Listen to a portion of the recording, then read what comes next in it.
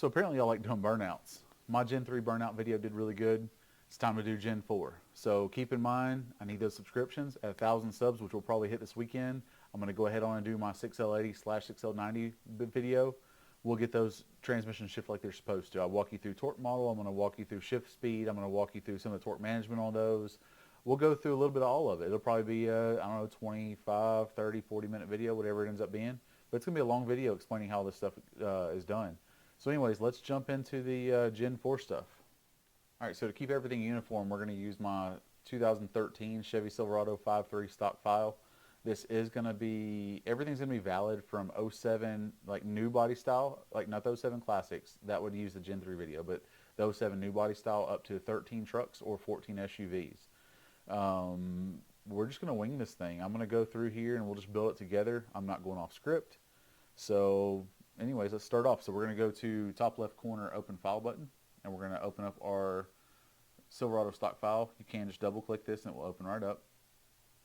The first thing you want to take care of is brake torque management. That's exactly what we did in the Gen 3 video. This one is a little bit, it gets a lot of people. A lot of tuners will see this setting and they think they've disabled it the correct way, but they actually haven't. So I'm going to show you the correct way of doing this. So we're going to go to engine and we are going to go to torque management.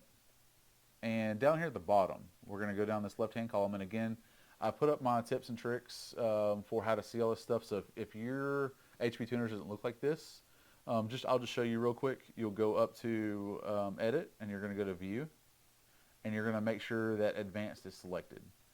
If it is not, then you need to select it and you'll have to close out that tune file and open it back up. But anyways, this is how you get to where you can see what I'm seeing. All right, so we're going to go down here to the bottom. Now this switch right here, this disabled by TCS, is super controversial, and it's because guys just instantly think, I want to disable everything. I just want to disable it. Well, they're not reading what it says. So it actually says, if enabled, brake torque management may disabled by traction control event. So from the factory, if you turn off traction control, brake torque management is disabled. But is limited though. So underneath it, so we're going to leave this alone. We need it to be enabled. And it's the same for the swaps because the swaps don't have traction control. So as long as this next feature is raised, we're fine. But again, so enable is correct. And it's how factory trucks are. That is correct. But they're limited because of brake torque limit. So when we open this up, you're going to notice that it's limited at 222 foot-pounds of torque. So that is decent, but not enough to a burnout. So in this application, as always, like what I explained to you guys in other videos, we don't want to max it out. You can go one number off from max, but in any of these ECUs, you're not going to be sure if the operating system is going to get pissed off if you max it out. So let's just go in and we can look over here at the bottom. You'll look over in the bottom right-hand corner and you'll see it's a max of 6,042. So let's just make it, like we click up here at the top left, and let's just make it 6,041. So that right there, just that single change alone, brake torque management is now gone, okay? So if you disable traction control, then when you floor it, you're going to have all the torque there. Now, this does not disable StabiliTrak. If you want to disable StabiliTrak on an 07 to 13 truck or up to a 14 SUV, the only way to fully disable it is either going to be to unplug a wheel speed sensor or to pull there's a green 40 amp fuse. I believe it's an ABS fuse in the fuse box. You'd have to look. I believe it's the only, it's a more square one. It's not like a normal like micro or mini fuse. It's actually like a square. I think it's called a J fuse. But it's the only green one in there. But it's a 40 amp and you pull that. That is the only way to disable StabiliTrak correctly. So what happens is some guys may know this, some guys may not. When you jump in your truck, if you push traction control button off once, that's just going to disable traction control. If you jump in your truck and push down and hold for 10 seconds, that disables traction control and StabiliTrak. That is only active until roughly 35 miles an hour. So at 35 miles an hour, if you're trying to do a good burnout and you get it ripping through first gear and it goes to shift it in a second, it's all of a sudden the StabiliTrak's going to come in and it's going to shut you down. We cannot disable that in a tune. You just can't. You're going to have to pull the fuse. You're going to have to disable the wheel speed sensor.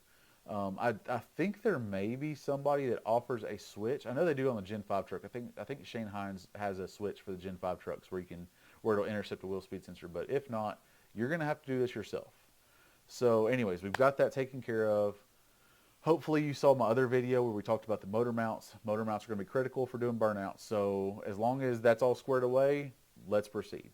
So the next thing is going to be your tip-in torque. So tip-in is going to be your throttle response, and it's going to be realistically just how aggressive you can be when you're trying to do a burnout. So that is this torque limit 2 right here. We can just disable this, all right? All this stuff over here on the left, this spark torque limit, the throttle torque limit, all this stuff, you can leave it alone. Even this. So there's so many guys that see this max torque table right here and they think, oh, it's limiting it. Because like if we pull it up, first gear, you're going to see, oh, it's limiting it at 280 foot-pounds. I have never found an application where this table is actually active. You can pull up a 2013 ZR1. Table looks exactly the same. The only time this table looks any different is going to be 07, 08, and early 09 4L60 trucks. This will probably say 661 foot-pounds of torque. I believe it's actually active in that body style, but the torque is high enough that it's out of the way anyway. So all of this stuff over here, leave it alone. It is unnecessary. So with that being said, you can go over here to traction control. Now this actually does control whether traction control works or not. You don't really have to disable this because you have a button, okay? So a lot of guys want to just disable shit. Like they just want to just, nope, we're just going to turn it off. Man, it's so easy just to push a button and turn it off. But if you want to turn it off, all you got to do is these can be disabled. So you're going to scroll down, you'll see wheel hop. These can all be disabled. Again, it's not necessary. If you turn off traction control, everything's 100% fine. So now that that's been done, obviously if you haven't already, let's go to fuel. You're going to go to lean fuel savings. Let's disable DOD. Like we can just go ahead on and to disable DOD, it was again fuel, lean savings, DOD, disable. Well, you can turn this off. It's not going to be active during a burnout, but this is something that I have a lot of people ask about is they want to know how to do this. So it's literally that simple.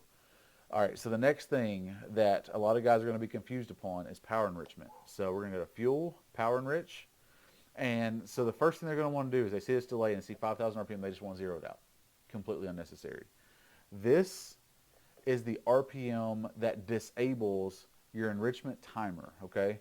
So on the 3/4 ton trucks and 1 ton gas trucks, you will see that this timer may be maxed out, may say 60 seconds. In that application, what you can do is you can take the settings from a half ton, or you can just look at this, this video that I'm taking right now. You can take these settings and input it in there, and all we need to do to get that power enrichment coming in is this button right here and put in a 0. This other stuff, we can leave it alone. I promise it's not in the way. I don't care how much power you're making. I don't care. It works just fine. So the next thing we're going to do is we're going to go to the throttle table that activates power enrichment.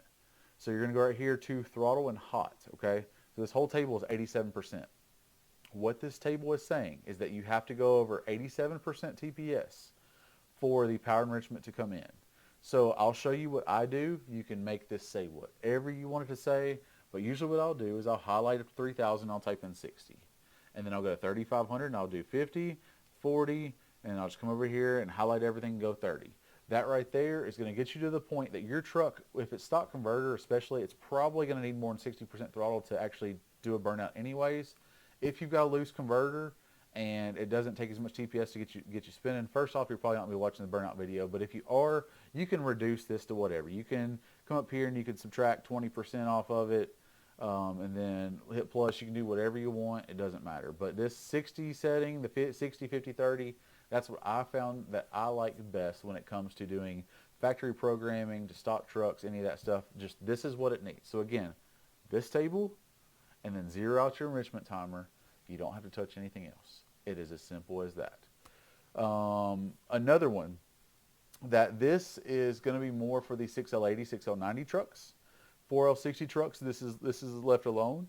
So you don't have to worry about that. So, 07 to, again, early 09, but mid 09 and newer, you're going to go to airflow. You're going to go to electronic throttle. You're going to go to area rate limits. And when we open this up, you see how this has this little limiter here? This is a throttle percent limiter that is a throttle rate limiter. So it's like rate of change. And it's got a limit of 8% in first gear up to 2,250 RPM. This is going to also add some throttle response. This is also a table that I honestly feel like GM added to try to keep them from breaking motor mounts, honestly. Clearly it didn't work. But once you get that motor mount fixed, let's just go right here and make this 100. So your whole table will be 100, and again, the 07 to 09 trucks are already going to be like this from the factory. So realistically, that's it.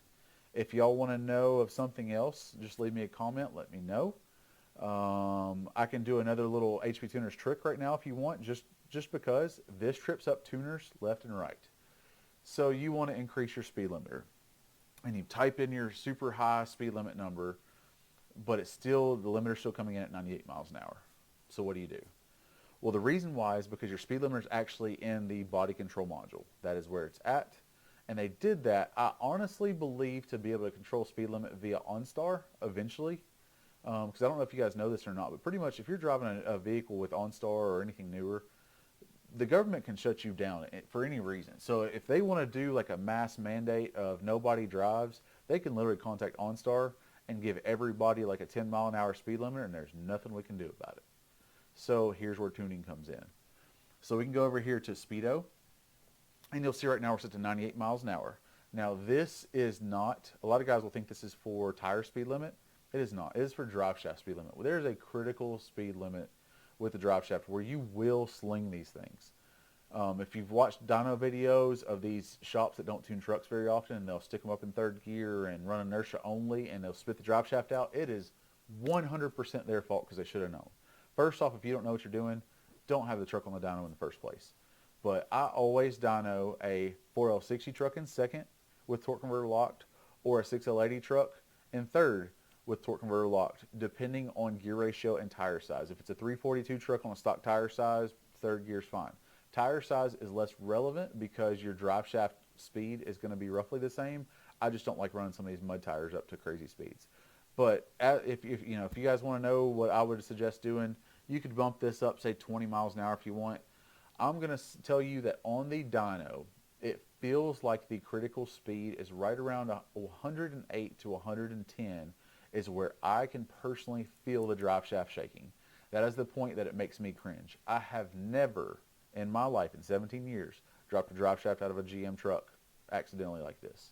The only time I've ever done it was actually on a Coyote swap truck, and they had the incorrect pinion angle, so it was fine under throttle. When I lifted, the pinion angle snapped up and it ripped the drive shaft out of it. But I've never hurt a GM truck's drive shaft.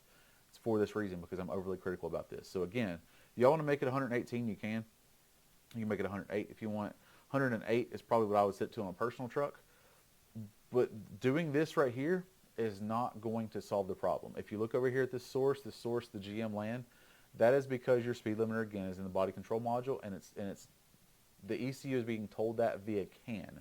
And CAN is the communication system for your entire truck. So your door window modules, your radio, everything runs on CAN. Like I've had some guys with aftermarket radios where they couldn't program their truck or they had no start conditions. Radio harness is critical. You don't need to buy these $85 Amazon Chinese special radio harnesses.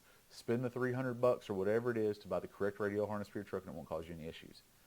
Anyways, if you want to turn off the speed limiter, we're going to come right here. We're going to go to calibration.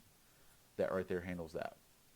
So in this tune file, aside from the transmission stuff, this tune file is actually currently set up in a manner that would be really good in a stock truck. Like we talked about in my last video, you don't have to worry about turning up timing. There's enough timing in these things to literally rattle a piston out of it. You don't have to turn it off. The only other thing you may want to change is if you've got aftermarket exhaust like long tubes or true duals or something like that, and if you happen to have any exhaust leaks, or if you're a truck that you don't do a lot of maintenance and you got a lot of broken exhaust manifold bolts, which is obviously super common on these trucks, I highly recommend turning off flex fuel. Flex fuel on these is inferred, meaning that it doesn't use a sensor. It uses the long-term fuel trims to run it. So I would highly recommend it being turned off, or else it'll mess with fueling. If you want to see how to do that, you're going to go to engine, you're going to go to fuel, and you're going to go to flex fuel, and you can just click disable, and it's done. So now your truck is going to be corrected at the regular stoic point. Now if you want to correct stoic point to our 10% ethanol, you would go over to fuel, to general in the stoic AFR, and we are roughly 14.1 is the stoic point of an E10 ethanol. But these settings that I just told you are perfect for stock truck. So once you've subscribed, if you haven't already, you'll learn about the 6L80, 6090 stuff when we can complete my stock version of a tune. But this is essentially a burnout tune / we'll call it optimized stock. So anyways, guys, that's where we're at right now. If you need to remember, obviously you want to make sure you save your stock file So we can close this out. You're going to, and don't click this button because that will save it in its current name. So you can go to File, Save As, and whatever you can type in. You can type in Burnout if you want, and hit Save. And now we've got it saved. So you always want to make sure you got the stock backup in. Otherwise, all the rest of the stuff that I would change in this tune on a basically stock truck, I will show once we hit 1,000 subs. So again, if you haven't subscribed already, please do. Appreciate your likes and comments, and just let me know what else you guys want. I will have Gen 5 burnout video coming fairly soon. I'll drop that one before I get into the cam stuff because I'd like to help you guys optimize your Gen 5 trucks. Had a ton of guys asking about that. So anyways, appreciate it. I'll holler at y'all later.